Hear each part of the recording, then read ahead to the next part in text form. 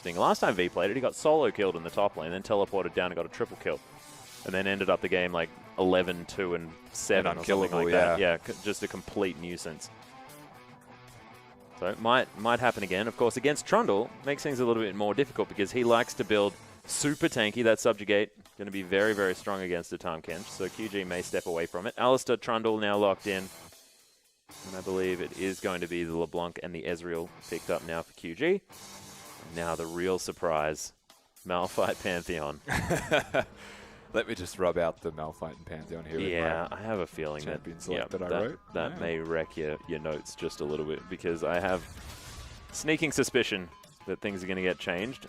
Yeah, Victor going to be locked in. Raphael, no surprises there. Back to a tried and true favorite in that champion. He's been playing it longer than anyone here in the LPL. Yeah, that's true. And Lucian going to be the answer to the Ezreal. So a little bit of more aggression from PentaQ. Yeah, so they've got themselves that wave clear mid laner. They also knew that it was going to be into LeBlanc, so comfort pick here for Raphael into a pressure-based matchup in this middle lane. Should be relatively content with that one. The real question is always going to be that bottom lane because it's poke against damage and engage. Yeah. And we've actually seen Doinby just recently take the LeBlanc into the Victor as well. And I mean, it can go, you know, Victor's way sometimes, but Doinby just makes it look like it's a completely ridiculous matchup in favor of LeBlanc. Yeah. Don't know how he manages it sometimes, but this draft, if QG do choose to lock this in, would be no surprises. The only major change is the hover of Poppy at the moment, which we haven't seen from V, I believe, yet in that top lane. He's more inclined towards the tanks.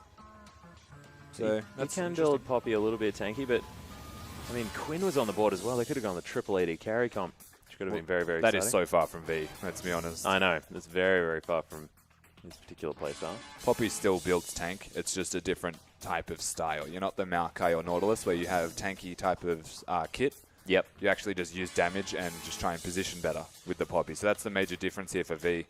Though we have seen his teleports are very successful so far with this QG lineup. Oh, yeah.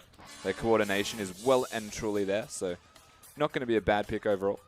No, I like it. We'll see whether he builds a little bit more damage-orientated as well, considering the fact that he's against the Trundle in the top lane there. So far, Master3 thinking about their jungler, Elise being hovered at the moment. It's been a telegraph draft over the side of M3. QG sort of been able to fashion theirs as they see fit without any surprises incoming. Yeah. I mean, like, realistically, QG just drafted what they wanted to, but so have M3. Can't really take that away from them. The only exception there is Corki, perhaps. Yeah. But overall, that's pretty much a draft they want. Yeah, we'll see what the Master3 do as we get onto the Rift. Like, use this Elise in order to stop the Graves from getting any further ahead, whether that was a strategy of theirs that they wanted to put in place, sort of pigeonhole Swift onto the Graves pickup. Of course, Swift plays a heck of a lot of other champions, but making sure that he goes for that as the strongest option. Well, the funny thing is, Graves was banned away from Swift in his first series against LGD, so yeah, guy can play Graves, and certainly can. Really, I'm not sure if it's M3 respecting him so much to the point where they just ran out of bans for him. The other one was, of course, Rise out of necessity away from the flex between V and Doinby. Yeah, but you'd arguably ban the Graves generally before you'd ban a Nidalee. Not against Swift. Swift is a Nidalee main. He is. It's not to say that he's bad on any other champion, but his Nidalee is just above and beyond. That's the thing that I'm talking about, though, because Graves is just so strong at the moment. In the hands of someone that's so used to playing these carry-style junglers in Swift, he probably thinks that it's just... He'd probably pick it over Nidalee in the first place. Well, I can tell you that if I were Swift, I would be laughing at the M3 bans. Yes. They've given you a Poppy, they've given you a Graves, and you've got Ezreal Braum bot lane, which is great. The exception to the rule is, of course, Alistar Trundle are locked away for M3. There's a pretty scary team composition if they get to team fighting, to say the least. Yeah, it is going to be very frightening. Of course, you can see the members of the teams on your screen right now. But we'll see whether V can stand up against XY's undefeated Trundle in the top lane. Whether the bottom lanes are going to do it, but let's get on to the Rift.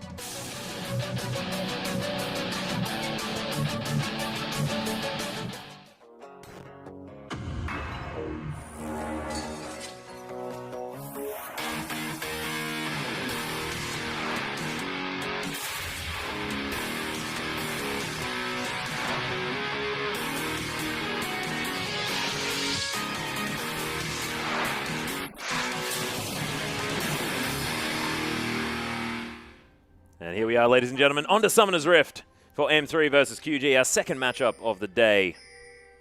As you can see, everyone already made it to the river, just mingling about for the moment. Just casually strolling in the water. Yeah, getting your feet wet. Graves feeling pretty good about that. He's already having a pool party over at his place. Thankfully no one has boots on. That'd be awkward. It would. It would. If this was about 3 years ago, everyone would have boots on. Yeah. Especially the Bloodthirster stacking Katarina. That was of course. You know, I actually never played that. That was all about the Gunblades. So gross. Gunblades. That was, okay, no, Gunblades was after the Bloodthirsters. Moving on. We are into the game, of course, neutral positioning, as you mentioned, by them being in the river here from both teams. Not looking for deep invades, which generally says not looking for lane swaps. Which is exactly the case. Neither of the sides actually going for any sort of lane swap situation. Yeah, so no blind assumptions made by either team. They are very content with their 2v2 matchups. You would assume so, being a Lucian Alistar. Once they hit that level 2 mark, quite strong. But on the flip side, a level 1 Ezreal Braum is quite oppressive. So they have their points of power, and we'll see how they utilize them. Yeah, and you can see both of them taking a camp there as well. Gromp going to fall, Krug's falling on the other side. So relatively even on the experience portion. Of course, Trundle not going to be in the support position, so not going to be able to be utilized for that passive. Alistar going to be just fine, though. He'll just yell about things for a while, get everyone's health back. Yeah, trample his feet, stomp around. I'm really upset about being low. So the cool thing about the Alistar lanes at the moment is they are generally starting the Krugs and or Gromp, and they are getting themselves to level 2 on the Alistar every single time, which unlocks the capabilities of starting with the Triumphant Roar or having the Headbutt Pulverize combo the second you get to lane. So usually in these points of power, as an example, Pico and Moore would find themselves in, the Alistar matches it, though the Lucian doesn't, and can at least keep his AD carry in the lane. Yeah, well, you can see Pentakill and Savoki still just chilling out, farming things out, and you mentioned the power of the level 1, so you're right, it has worked so far, as Winter's Bite is going to tag Pentakill. It all comes back to the minions not ganging up on other minions. Just helps with your starting a camp so much more now at level 1. You can see Swift having a fine time on his red buff at the moment. Meanwhile on the top lane, this is a matchup that we haven't spoken about too much, the Poppy into the Trundle. I have a feeling that the range advantage for V is going to be pretty helpful. Yeah, the small amounts of poke here and there, of course. Trundle's still going to be perfectly fine. If a champion ever had sustain, you would look to Poppy, Trundle quite quickly. Oh yeah. Just from a passive alone. And I mean, realistically, going for that Corrupting Potion, no way to poke a Trundle out of lane. The only reason we're seeing V control so heavily at the moment. Wow. Oh, Raphael, the Ignite's down on top of him. Doinby, is that last auto attack going to be enough? Caster minions are there too. First blood and a solo kill for Doinby. We spoke about this before. YOLO might be in trouble at the same time as his blue buff is under fire from Swift. This is going to be an interesting battle. Oh, YOLO is able to grab it. No smites on both of these junglers, so that's why that was going to be interesting. The execute from Elisa's Q secures it. And Doinby in that middle lane. Ignite and the auto attack with Corrupting Potion being activated was that extra bit of burn down that went through the potion of Raphael and secures Doinby a massive lead in this middle lane in a 1v1. Doinby, if this was last split, you wouldn't be saying he's 1v1ing everyone. No, you'd be saying that he's playing Nautilus, but XY bringing it back onto V here in the top lane. Nicely done, maybe trying to get some revenge for his mid laner via the top lane. Playing this Trundle is, oh, hello, bot lane. Yeah, Flash Pulverize. Pekko going to get smashed away here as Elise is making her way in. YOLO looking to try and find the cocoon. Gets the flash over the top, but Swift makes his way in. YOLO picks it up somehow with a random Q. He's going to be the Q from Swift trying to do some work. Flashes out of the way of the cocoon as that slides past. That was a lot used for an attempted second kill. Of course, Pentakill has the heal now down. Elise, Flash, Alistar, Ignite, and Flash were used. Swift had to use his in response to get out, but they didn't even couple their abilities well together here, Savoki and YOLO. Kind of gifting an escape to Swift with just the one Flash. Yeah, Doinby continuing to be so aggressive. Now has a Negatron Cloak. Yeah. Going for that Abyssal Scepter first. I actually really love this from a lot of mid laners that find a kill early. Investing into defensive statistics so that they can just continue to go aggressive with even more reckless abandon. And it's amazing the trade-off here that Raphael's gone towards his Frostfang build, the Frost Queen's Claim, and hasn't upgraded his Hex Core. Yeah. He didn't have enough money because he was killed and had to buy something with his money that he had. It's just the way you do it. Of course, that's not going to be very efficient for his wave clear, and he's against what is now going to be a quite oppressive mid laner in Doinby. Oh, yeah. Even if he hadn't got a solo kill, it still would have been a similar story. He recalled again and actually upgraded it to the Frostfang now, so wave clear not going to be there for Raphael this early in the game. I guess to his mana regen a little bit earlier. Yeah, and he's also going to generate money if he's not last hitting minions, which is entirely possible given what he's building. That's very true. Peko, you can see, just throwing out Qs, trying to stack this tier. Misses a cannon creep, which is just awful to see. Very, very sad. Robbed. Yeah, you can see Doinby continuing his push forward. But Raphael's going to grab this creep wave when it hits his turret, so he'll be feeling fine. Could get flanked here more. Needs to be a little bit careful. It's just a pink ward. You relax. Yeah, calm down.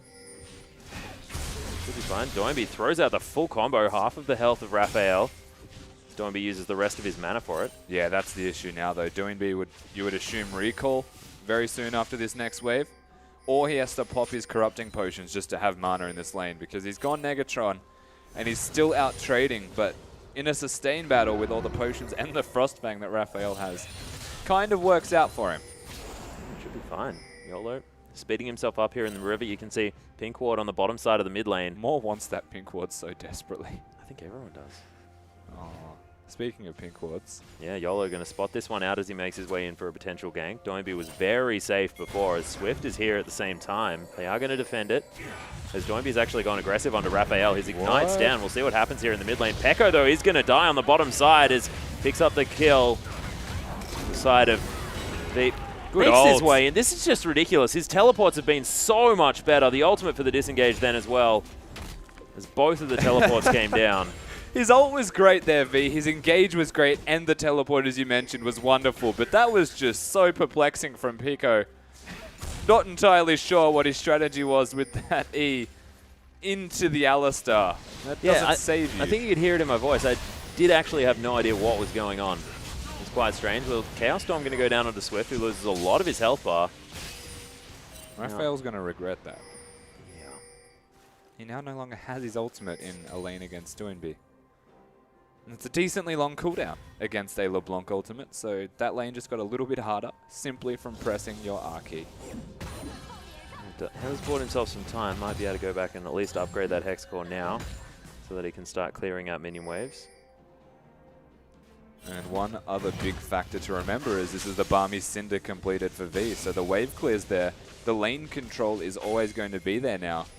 And more opportunities to roam without having to use that teleport, especially once those boots of swiftness come through. Oh, yeah. Well, you can see XY moving towards his Titanic Hydra. Yeah. You'll see whether he continues with that or whether he goes the Ravenous route. I do like it. Well, they have to complete the Titanic with what he has now. The change is the smart part, because your laning phase is that much better with the build path of a Titanic. So difficult to go Tiamat into lifesteal and expect to be fine. Yeah. I think the better thing... Oh, what the hell doing we? Okay, well, Cocoon's going to come out. Moore has to eat a culling at the same time. He's dead. PentaQ gets it delivered as the headbutt comes in to facilitate. Nicely played from M3, turning into a 2-3 game. Yeah. This bottom lane from QG is struggling. M3 have really put the pressure on. This is all on the back of YOLO, working with Savoki to get those engages. This Braum's just not tanky enough yet. Yeah, we were talking about Savoki being the guy that needs to be making the moves happen for M3, and it looks like it's already happening. 0-0-3 for the Qiao. Does in fact have the mobility boots there as well as XY, struggling to trade against the shield of V. And he's got the minion stack here, V. And lane control just by clearing that ward entirely. So no answer available from YOLO in the jungle, no answer available from XY in the lane. He's going to have to come down here and pressure though, but Swift knows in advance which lane is winning and which lane he wants to focus to start a snowball. He's actually looking towards V, and you would have to assume Doinby, to be fair, to carry this game through. They've got a utility bottom lane at the moment. Yeah. And that's okay, because they can lose their bottom lane and be perfectly fine. Well, this is the thing. Peko just really wants to be able to kite things around Be that extra utility for his team, like you said. Doinby, though, still putting the hurt down on Raphael, who had to get a Negatron Cloak. Still hasn't upgraded that Hex score, Rusty. Yeah.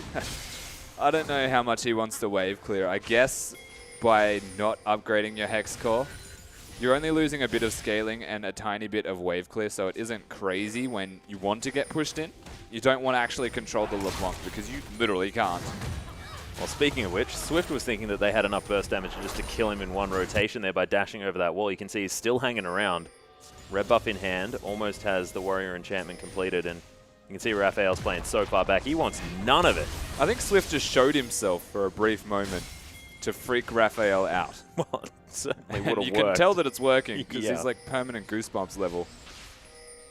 Doesn't want anything to do with it because he will die. You saw the burst that just came out of Doinby, and that was just 2 spells, and it was his Q. LeBlanc's usually max W. Yeah, it was the QR. Even when Doinby used his Mimic Distortion to close distance, it was working out. But XY managing to get it back here on V. The Chomp's gone down there as well as he moves out of the way of the Q. V has to be very careful, and they have actually been pressured out of this lane. So it was the Trundle ultimate used, which is a massive detail in why that fight went so successfully for XY. The thing with V is always going to have sustain anyway, just from having the corrupting potions. Hadn't used all of the stacks of it just yet. And honestly, we'll still have control of this lane. V has his teleport, so he can just wait for till he has enough money. I would assume for the Sunfire Cape. May go for Boots of Swiftness instead, and then look to come back to lane by walking really swiftly. Yeah. And be fine. Move pretty fast back into the lane. No problem at all. You're right, Subjugate did go down, but XY, I mean, that ultimate doesn't have a very high cooldown, so already 2/3 of the way up. So next time XY wants to go aggressive, he can. As Doinby once again lands the chains Graves this ult. time. The Ignite's down. There's the gravity field. YOLO comes around, but Swift may be able to pick this kill up. Repel's used, and YOLO thankfully has good position. Wow. But Raphael in trouble. Doinby picks up the kill. The Ignite's there, but it's not going to kill the LeBlanc. Always aggressive all the time. Even the Ezreal ult was used as like basically to secure that kill, just in case Doinby didn't do the damage, but Corrupting Potion again was enough to secure him with an auto attack. These two in the top lane butting heads over and over. V actually out-sustaining because of the mana difference between these two. And Qiao winning through the middle lane this time. Yeah. And XY, once again, he used the ult. Subjugate now on cooldown. Oh, Heroic Charge is going to be here. V finds it against the turret. Swift has the damage. Yeah, Super has the damage. As that combination is just ridiculous. The end of the line against a turret after the Heroic Charge for the stun. Well, he did Can't have walk it better than himself next to the turret. He did. He did. Kind of mind-gamed himself into a better position, which is actually a worse position against Poppy, especially when there's a Graves to, as you said, couple the wallbang spells. Yeah, the double wallbang there. Yeah. It's rough. Yeah, rough from XY. You just needed a vein. Oh, how did that chain even land onto Raphael? Doinby threading the needle here in the mid lane. We don't ask questions at this stage. No. And even like right now, the Abyssal Scepter is being completed from Raphael before he upgrades his Hex core. It's just frustrating me to watch. I know. It's so sad. Just get the wave clear. He's got no utility besides the wave clear. He's even gone for the refillable potion just because he wants to be more efficient with his items. Yeah, because he's needed to buy so many. Yeah. He A bought lot that of later harassment. in the laning phase. Have to go corrupting. Very strange. YOLO, though, is going to be able to at least get the cocoon down onto Doinby, but takes a large percentage of his health bar in doing it. Red buff under fire. Swift makes his way over. Of course, sees YOLO for 1 second and is already inside the jungle, trying to steal that one away. Traffic cone goes down. XY says, "Get out of my jungle." I don't think it really deterred him from getting out of any jungles. No, I mean, he said it. not listening. He yelled at him. He Yeah. said, "Get out." And he put a pillar up. It was a traffic cone that said you shouldn't actually go here. See? There's obviously something going on. The Please hooligan, don't be here. Swift. It's illegal. There's a traffic cone there, right? That's how it works. Yeah, I think that's when XY says, "I'm not paid enough for this," and leaves. Well, Doinby goes aggressive for a moment, but they just want to secure this turret. Going to do so very easily. Graves, if he brings anything to a lane, it is turret damage, or just damage in general. As the distortion lands one more time. V may need to hit the turret maybe once in order to get rid of that one. XY, though, is going to start his maneuver away from it because he knows things are going wrong. And so far, these solo lanes are just dominating on the side of QG. Yeah. About 30-odd CS in the lead for V. 40 in favor of Doinby with 2 kills to boot, so roughly 60 to 70 in the lead. Jogo winning through their solo lanes. You don't often see V do this. No. You generally see him play a tank and teleport to bottom lane and get them going. But what he did was he teleported bottom, got himself going. Yeah, well, teleported to bottom, helped them get moving, you know, and then still managed to win the lane. Didn't even matter. Of course, Ekla made his way down as well. QG gathering a leash there as YOLO's going to start that one off, but picks it up for themselves. Moore and Swift is going to be taking this one down. 16 minutes into the game for the first Dragon here as YOLO still hanging around. Clearing out a minion for now, but... Oh, the reset. No, did not full reset. We're fine. Dragons. Yeah. So deceptive sometimes. Yeah. Of course, that is the Dragon. Another... It's almost like a slow game here from M3. They don't want to commit too hard to anything. And honestly, it's because they're on the back foot. Yeah, they can't. They've been on the back foot almost this whole game, ever since Doinby got that first kill. Jogo just looked to be unlocked at the moment.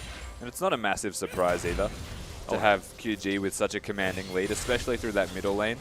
Doinby has been quite impressive so far in this split of the LPL. The real surprise is always going to be V, being able to carry. It's something that we have very rarely seen from this guy, except when he plays Hecarim in the last split. Yeah. Definitely looking so much more versatile now as well, and it's not like it's only the Poppy now that we look back. It's just ridiculous, and yeah, you're right. This lane just looks, it's a slaughter.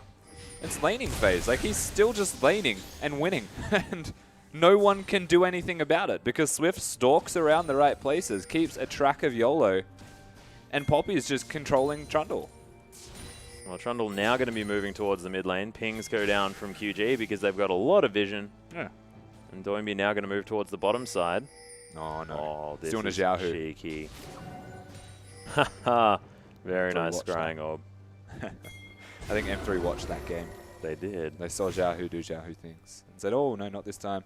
But, of course, that is dangerous to consider. LeBlanc being able to sit in bushes and cheese.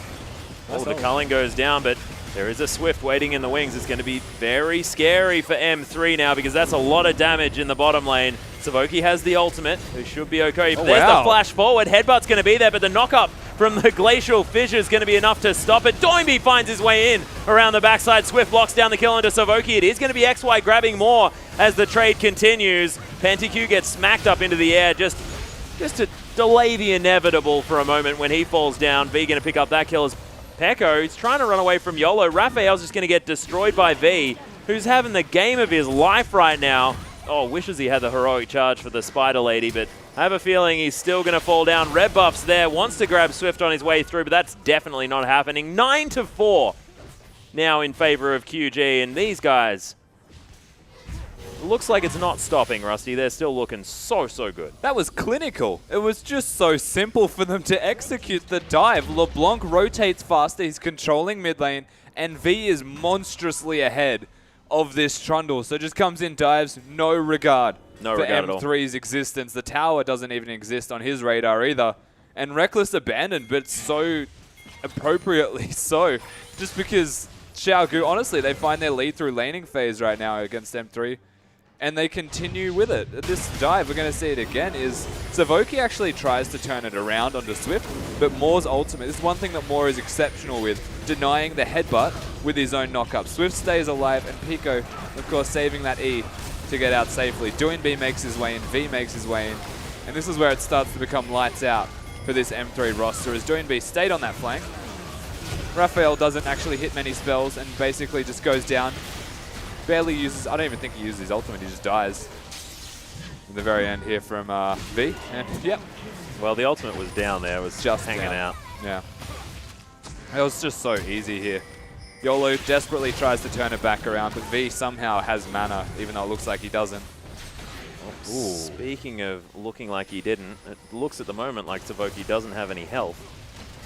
As we make wow! What the hell? Okay, they don't have a jungler either. Don't even worry about it. That was insane. The damage from Swift just destroyed him. Well, he's got a more of Malmortius as well as that warrior enchantment. on his jungle item. Oh man, he's just doing so much damage. That was. This is the story of the game right now for M3. Yeah. They're like helpless children with life vests on waiting in a deep pool. They are. I think. That was a weird comparison. It was a very weird comparison, but I like it. I mean, I can't not because I'm pretty much the worst at making up analogies anyway. But it makes sense, I guess. It does. We'll it go does. with it. QG pushing the bottom. The floaties. Savoki just taking so much damage here as well. Does have the Unbreakable Will if they want to turn something around, but even now, with Unbreakable Will, I feel like Savoki would still take far too much damage and die. Well, he's the only one that won't once he hits level 11.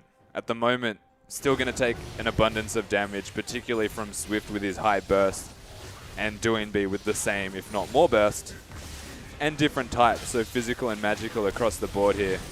Oh my goodness, that's a full combo from Doinby as Moore just tanks up a full culling with his door.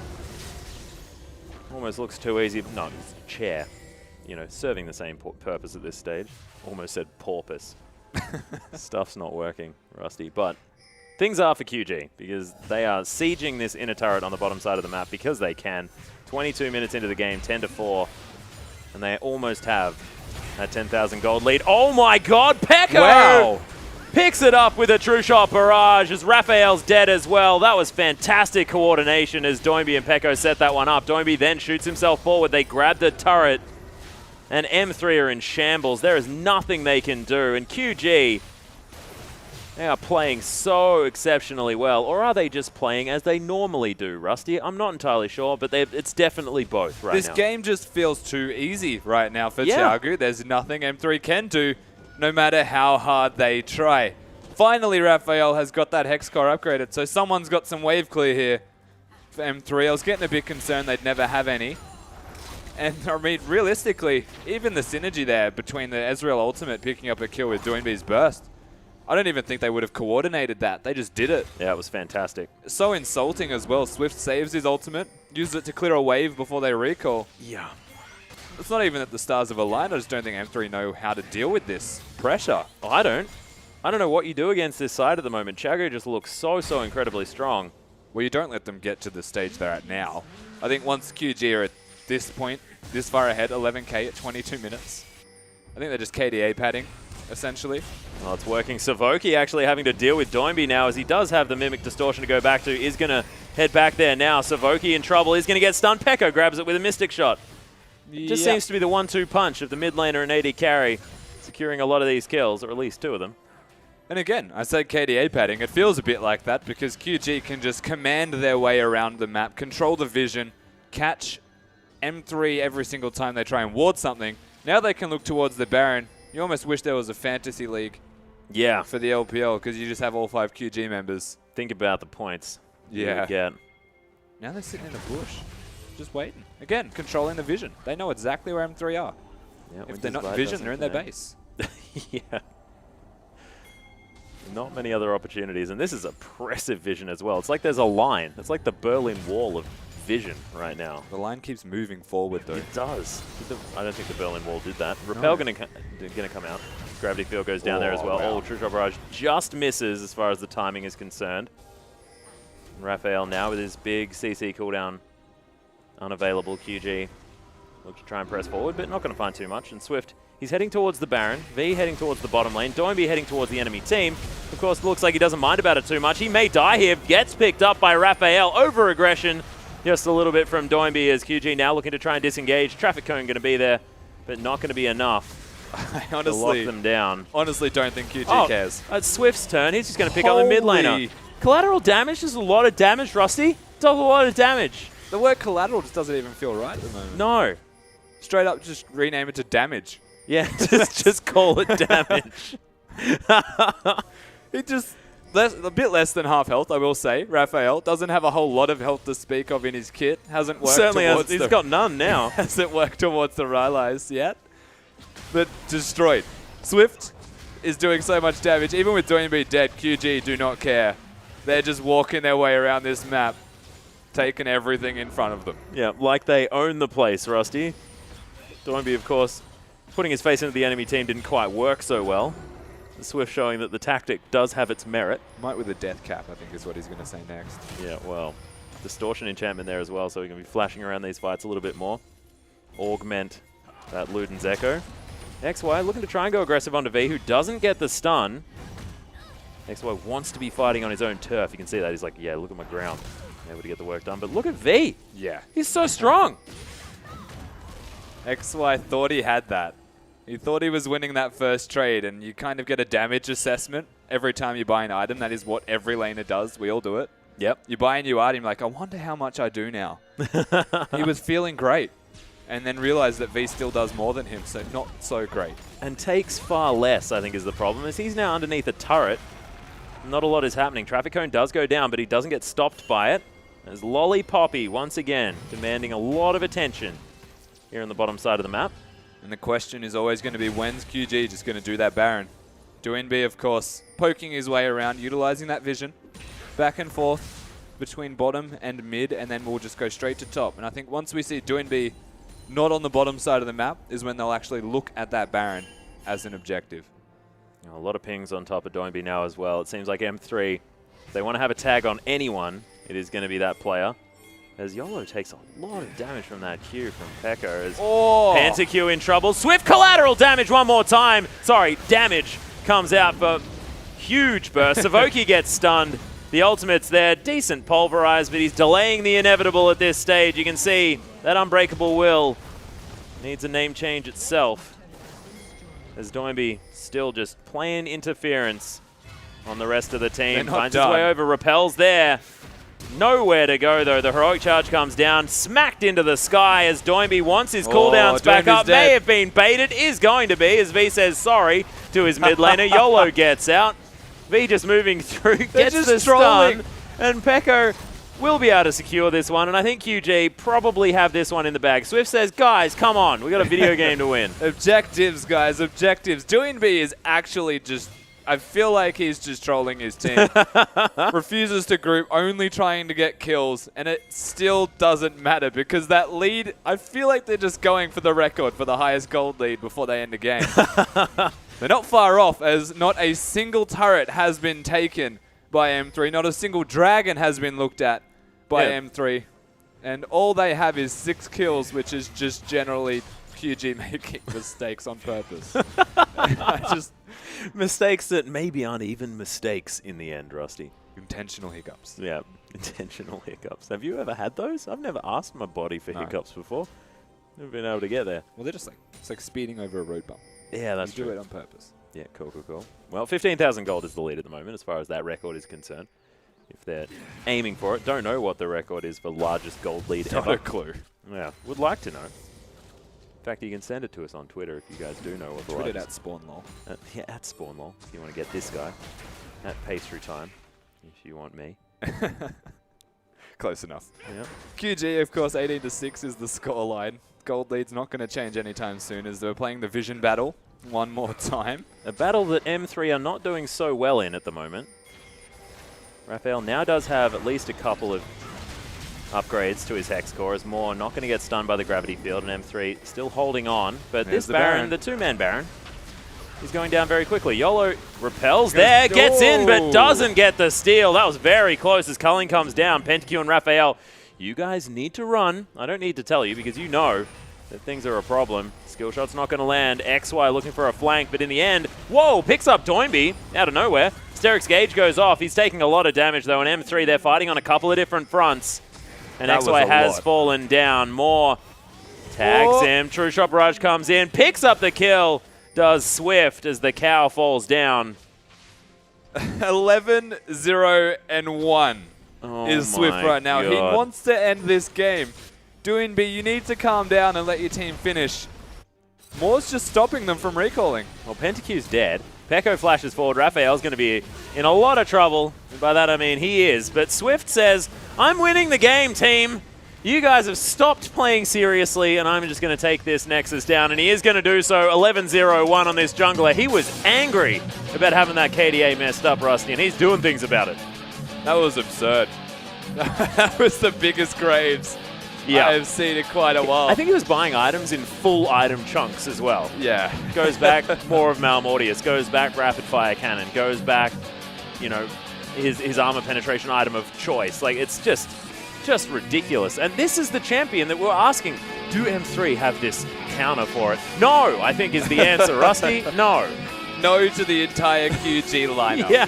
to say the least. As M3, they ban away Nidalee, they ban away Rek'Sai, and Swift just like, screw you guys. I'm just going to go 11-0-1 and just destroy you all.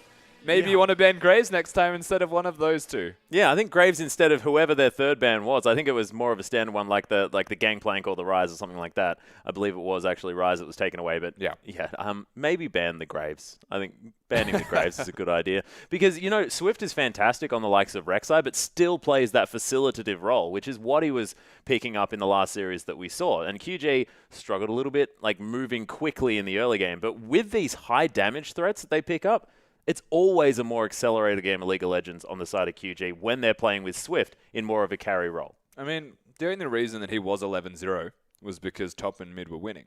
Well, that's a good point. He was winning mid to the extent that, honestly, Swift would just come in and press R. And he would pick up his first stack of 300 gold and do the same thing top lane, which was V setting it up again. So not only was the Graves good, I don't think the Graves was everything. I'm pretty much certain that LeBlanc and Poppy were more of an issue than the Graves. Point. It's just that once it hit the team fighting stage, they'd already snowballed Swift on this Graves above and beyond what any other person on M3 could have hoped to be. Yeah, just the full-on game insurance of the Graves, just making sure that, you know, you can destroy everyone after about that 15-minute mark, which is what they most definitely did. That was a very, very one-sided affair, and QG looking to try and do that again, but we'll see whether they can, because M3, they did show that the bottom lane is exactly where they have the power. Peko and Moore were not owning that game at the beginning in any way because Savoki and, to a lesser extent, PentaQ were doing really, really well. Absolutely right. And you have to question whether QG's intentions were to even deal with that bottom lane, though, to be fair. YOLO spent a lot of time down there on his Elise. They found picks time and again trying to defend pink wards and the like, mostly on Moore, to be fair, whereas Peko was dying as a bystander effect. I don't even know what byproduct. Byproduct. There you go. Bystander effect. Yeah. I like it. Doesn't really work. Yeah. Let's pretend that worked. Good words. Yeah, great. So the Braum would die first. Of course, Peko is just struggling because of that. But again, their champions, Braum and Ezreal, can be facilitative, as you mentioned. They've got the Frozen Fist for the Ezreal and Braum just as a champion. They can basically be a frontline or bridge the gap, slow people down, kite, allow the rest of QG to poke around team fights. And we never even got a chance to see that because by the end of the game, Peko was still massive on his Ezreal anyway. Didn't even matter. The real question mark to me is always going to be Raphael on his Victor. And he had the opportunity to pick up a whole lot of different champions here as well. The Kassadin, more importantly, is something that has been picked into this LeBlanc for in very successful terms. Of course, Doinby's done it himself. Of course, plays a fantastic both Kassadin and LeBlanc, so I guess maybe a little bit of an outlier there. But Raphael has played the Kassadin, and he can pick that one up if he wants to, but always going back to this comfort pick in the Victor. And look, it's a little bit dangerous because it was so lacking in that game. Kassadin has a 50% win rate against LeBlanc, I believe it is, and Victor. So does decently well, I will have to say, but there's definitely better things for Raphael in particular than that of the Victor, it seems, into Doinby. Yeah. It's interesting, though, because Victor's a passive control mage that tries to wave clear, whereas Doinby is like putting down the pressure, and he's the real issue. It's Doinby, not the Victor. The thing with that is they also took away Corki. They picked Ezreal, and that was two champions that you're expecting to see Raphael on. So he has to default to this comfort champion in Victor and still loses. Where's he going to go from here is the real question, because is he going to pick up something cheesy? We saw a Veigar yesterday, for all we know. Could be like that. Yeah. Could go Quinn mid. That definitely still works. There's lots of possibilities. Rookie, that one has been confirmed, most definitely. But look, I'm excited to see what Raphael's going to bring next time around, because you have to say that right now he'd be feeling, okay, things were a problem. You can see right now, Raphael, dead on your screen. This was most of the game as the corrupting potion, like you so adequately put, managed to lock that one down. This is just the QG show. Look at that. I mean, you were talking about Moore being facilitative. That was an example. Moore's just great. Honestly, he has stepped up above and beyond. So impressive, honestly, at the moment. There's points where he dies. There's points where he's trying to control vision for his team and makes mistakes. But all things considered, the fact they've got a Braum to fall back on is phenomenal now for this QG lineup, because that's what was missing. They needed it. That missing link has now revealed itself, essentially, and Moore stepped up to the plate. Yeah, and it's been either the Alistair or the Braum every single time here, and you have to think that the likes of a Thresh, something like that, could possibly fit that role, lots of extra utility, but it just shows that he's got all of the proficiency exactly where it's needed, and they're not worrying about it. I mean, he's always going towards the Alistair and the Braum because no one's ever tried to make him not do that.